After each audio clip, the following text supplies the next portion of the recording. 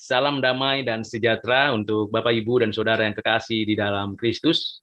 Saya melanjutkan kembali pembahasan mengenai inkarnasi, kematian, dan kebangkitan Kristus.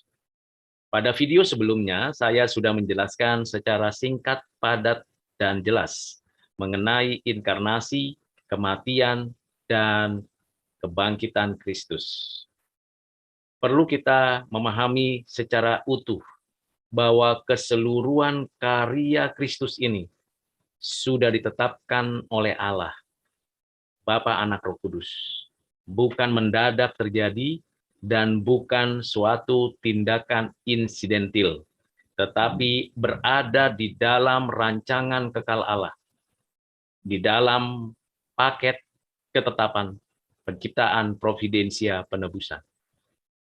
Kita melanjutkan pembahasan mengenai inkarnasi tersebut. Tentu tidak semua orang mengerti tentang pemahaman inkarnasi.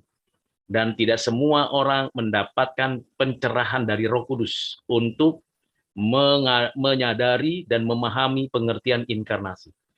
Hanya mereka yang diberikan karunia, anugerah dari Allah. Andai kata ada orang yang berupaya menelusuri dan berupaya untuk membandingkan, inkarnasi tidak hanya masuk di dalam pemikiran rasional yang logis dan utuh komprehensif, tetapi lebih daripada itu, karena konstruksi inkarnasi ada di dalam kekekalan. Dan karena inkarnasi adalah ketetapan Allah, supra-rasional, melampaui semua pengalaman yang ada dan akan ada pada kehidupan manusia, melampaui semua pengetahuan dan ilmu pengetahuan dan teknologi yang pernah ada dan yang akan ada di dalam kehidupan manusia. Mengapa demikian? Karena inkarnasi hanya ada satu kali dan hanya dilakukan oleh satu pribadi yang namanya Yesus Kristus, Anak Allah. Orang non-Kristen, unbeliever, yang tidak percaya, yang bukan umat pilihan, dapat saja dengan kebebasannya sebelum mengalami penghukuman mencibir, meremehkan, melecehkan, merendahkan. Bahkan yang menganggap bahwa apa yang diajarkan Alkitab sesuatu yang melampaui dan tidak mungkin terjadi. Tetapi dengan jelas firman Tuhan memberikan kepada setiap pembaca dan pendengar firman bahwa memang anak Allah, Sang Firman, Logos, menjadi manusia. Ditambahkan kepadanya natur kemanusiaan di mana ada tubuh dan roh yang menunjukkan kemanusiaan dan keberadaannya. Dan memang benih kemanusiaan yang ditanamkan oleh Roh Kudus di rahim Maria itu tidak sama dengan benih yang ada di dalam kehidupan manusia dan tidak sama dengan Adam. Ada dua Adam. Adam pertama yaitu nenek moyang leluhur manusia pertama, yaitu Adam dan Hawa. Dari debu tanah dihembuskan nafas hidup, dan dari sana keturunannya lahir hadir melalui konsepsi dan kehidupan dari Tuhan. Sementara kemanusiaan Yesus, Adam yang kedua, dari Roh Kudus ditaruh benihnya di rahim Maria. Ini adalah perbedaan asal-usul kemanusiaan kita dengan kemanusiaan Kristus. Kenapa bisa demikian? Karena inkarnasi. Itu sebabnya inkarnasi bukan menghilangkan, meniadakan, bahkan menyingkirkan yang namanya keilahian Kristus. Bukan menjadikan keilahian Kristus tidak hidup dan tidak ada lagi. Justru sebaliknya, inkarnasi menunjukkan bahwa keilahian Kristus sungguh-sungguh nyata dan ada. Dan di dalam natur yang nyata itu, pada pribadi Yesus Kristus, natur kemanusiaan ditambahkan kepadanya. Sehingga dalam poin inkarnasi, kemanusiaan, dan keilahian pada pribadi Kristus, itu berada dalam satu kesatuan, tidak bercampur, dan tidak terpisah.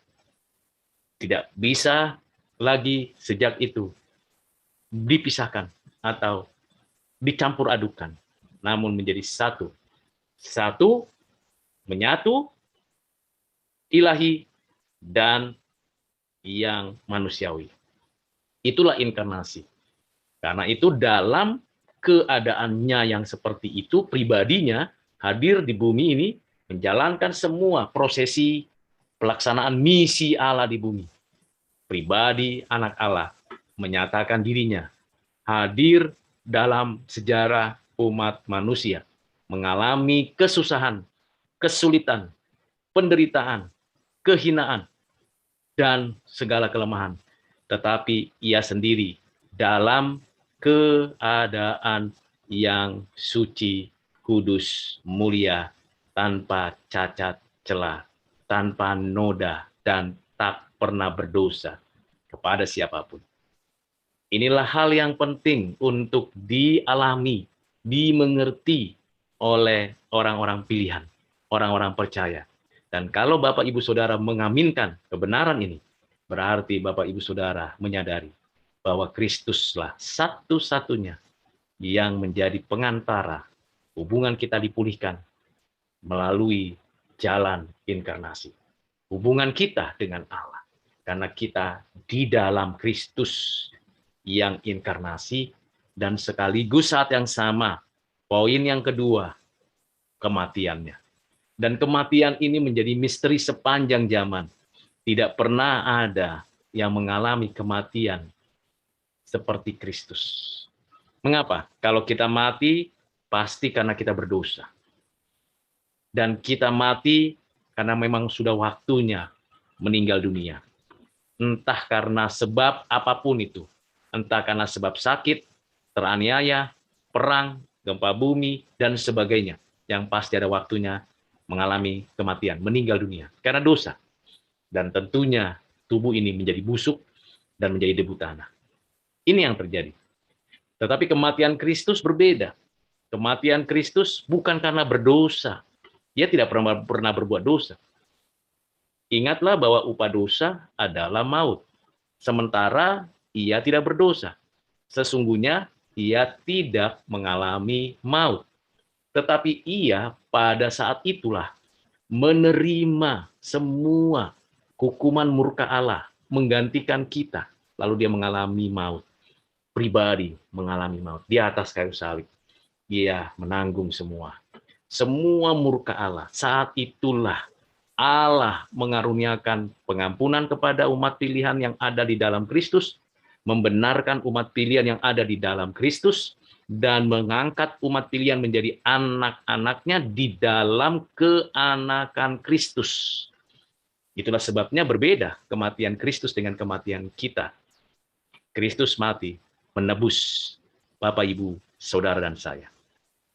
Di dalam Kristus, siapapun yang bisa mengaku dengan mulut dan percaya dalam hati bahwa kematian Kristus adalah kematian yang mematikan kematiannya karena dosanya, maka orang tersebut adalah umat Tuhan, milik kepunyaan Tuhan.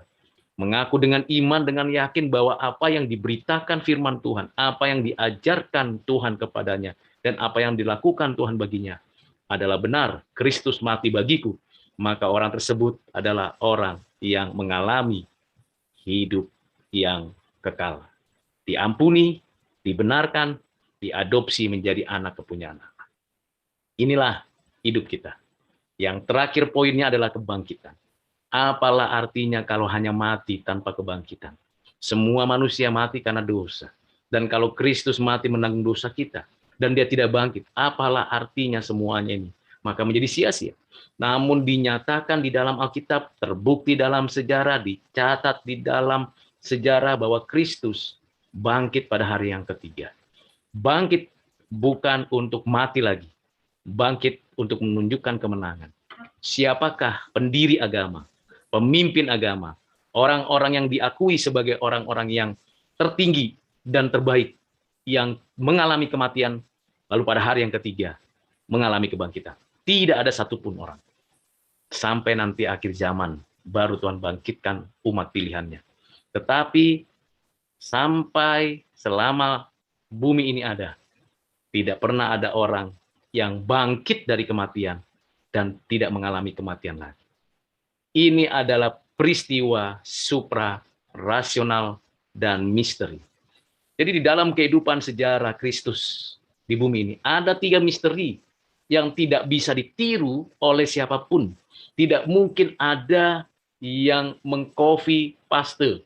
Tidak mungkin ada yang berupaya membuat plagiatnya, yaitu inkarnasi, kematiannya, dan kebangkitannya.